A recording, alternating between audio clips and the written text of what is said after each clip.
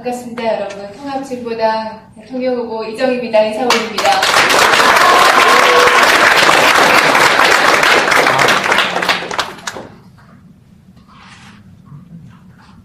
NLL을 둘러싸고 지금 대통령 후보들 사이에 논쟁이 벌어지고 또 남북의 군사적 긴장이 매우 고조되고 있는 바로 지금 NLL의 진실을 밝히고 해법을 제시하는 토론회가 열리게 되어서 무척 반갑습니다. 이 토론회를 열어주신 이상규 의원님 그리고 원내에서 함께 애쓰시고 계신 우병현 원내대표를 비롯한 의원님들께 깊이 감사 말씀드립니다.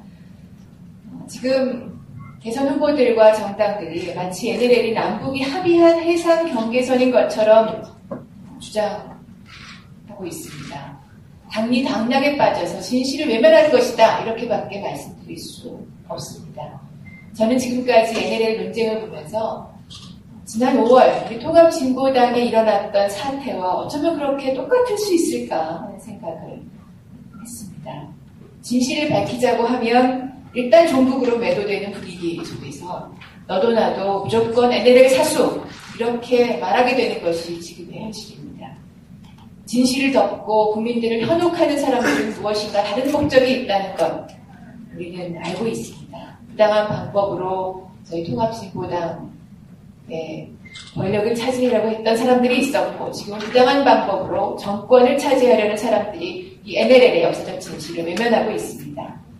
하지만 진실은 결국 승리하고 또 밝혀지고 그리고 그것이 역사를 다시 한번 이룬다는 것을 우리는 알고 있습니다. NLL의 진실은 사실 오래전에 이미 밝혀졌습니다. 그것도 다름 아닌 지금 색깔론과 북풍몰이, 종북소동을 일으키고 있는 새누리당의 전신 그리고 보수 언론들이 이미 밝혔습니다. 신한국당이 집권한 시기였던 김영삼 정부 시절 이양호 전 국방부 장관이 이미 말한 것이 지금의 역사적 진실과 똑같습니다. 보수 언론의 대명사인 조선일보가 이미 1996년에 보도했습니다. 그때 자신들이 인정했던 말을 지금 와서 손바닥 뒤집듯이 번복하고 국민들을 우롱하고 있습니다. 그 목적이 무엇이겠습니까? 새누리당의 재집권 밖에는 어떤 것도 없습니다. NLL은 한반도의 화약고가 됐습니다. 벌써 여러 차례 이 NLL을 둘러싸고 남북이 충돌했습니다. 애꿎은 우리 젊은이들이 희생됐습니다. 그런데 아직도 희생이 부족하다는 것입니까?